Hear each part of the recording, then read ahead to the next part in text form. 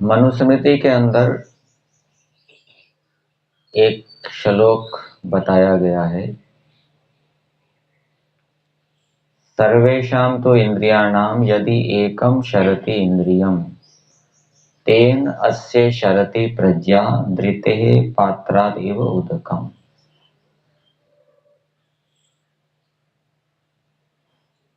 कि सभी इंद्रियों में से यदि एक इंद्रिय भी शरति मतलब अपने विषय में आसक्त होती है।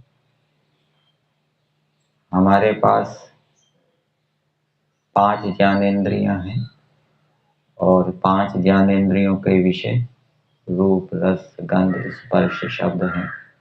तो यदि एक इंद्रिय भी अपने विषय में आसक्त होगी, तेन अस्य शरति प्रज्ञा, तो उससे उसकी जो बुद्धि है वो नष्ट हो जाती है। कैसे नष्ट हो जाती है? उदाहरण दिया है, जैसे चमड़े के पात्र के अंदर पानी भरा हो और उसके अंदर छेद हो जाए तो वो सारा पानी निकल जाता है, अथवा घड़े के अंदर छेद हो तो सारा पानी निकल जाता है। इसी प्रकार से यदि एक इंद्रिय भी यदि अपने विषय में आसक्त है तो जितना भी पढ़ा है, जितना भी सुना है, जितना सत्संग किया है, जितना विचार किया है, कुछ भी उपस्थित नहीं रहेगा। भूल जाएंगे तो फिर निर्णय नहीं कर पाएंगे क्या ठीक है क्या गलत है। और इसी से संबंधित एक बात और है कि यदि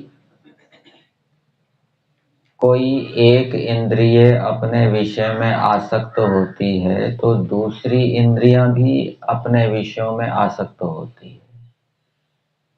एक इंद्रिय के विषय में आसक्ति बढ़ेगी तो दूसरी इंद्रियों के विषय में भी आसक्ति बढ़ेगी।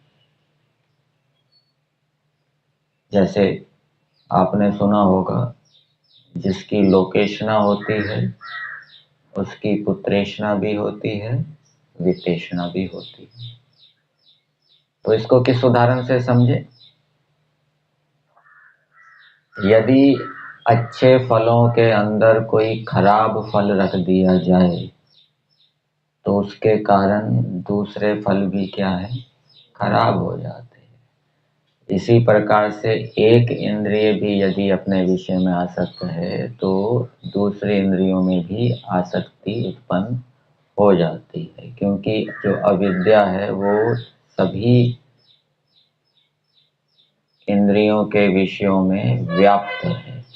तो इस रूप में समझना चाहिए कि सभी इंद्रियों को यदि हम वश में करेंगे तभी सिद्धि को प्राप्त करेंगे। एक कल उदाहरण दिया गया था रात को प्रेशर कुकर का, कि यदि प्रेशर कुकर के अंदर सीटी ना लगाई जाए तो सारी की सारी भाप निकल जाएगी और अंदर का जो पदार्थ है वो जल्दी पकेगा नहीं।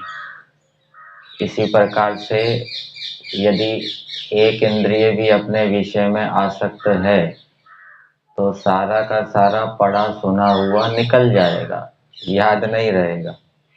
और याद ना रहने से आत्मा कच्चा रहेगा, आत्मा पकेगा नहीं।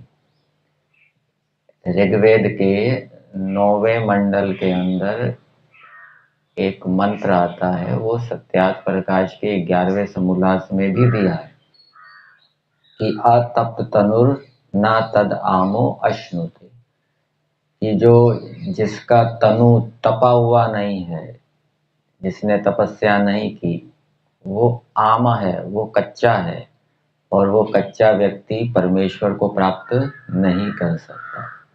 और एक मंत्र में ये भी उदाहरण दिया गया है कि पक्का फल कौन सा फल डंठल से पृथक होता है, बंधनों से छूटता है, जो पका हुआ होता है। उर्वा रूकमिव बंधनात् मृत्यु मोक्षीय मावनिता, अर्थात जैसे पका हुआ खरबूजा अपने डंठल से अलग हो जाता है, इसी प्रकार से हम भी पक जाएं और जन्म मरण के बंधनों से छूट जाएं। तो यदि एक भी इंद्रिय अपने विषय में आसक्त रहेगी तो पकना नहीं होगा, हम पकेंगे नहीं तो जन्म मरण के चक्कर में पड़े रहेंगे, बंधनों से छूटेंगे नहीं, ईश्वर की प्राप्ति नहीं होगी।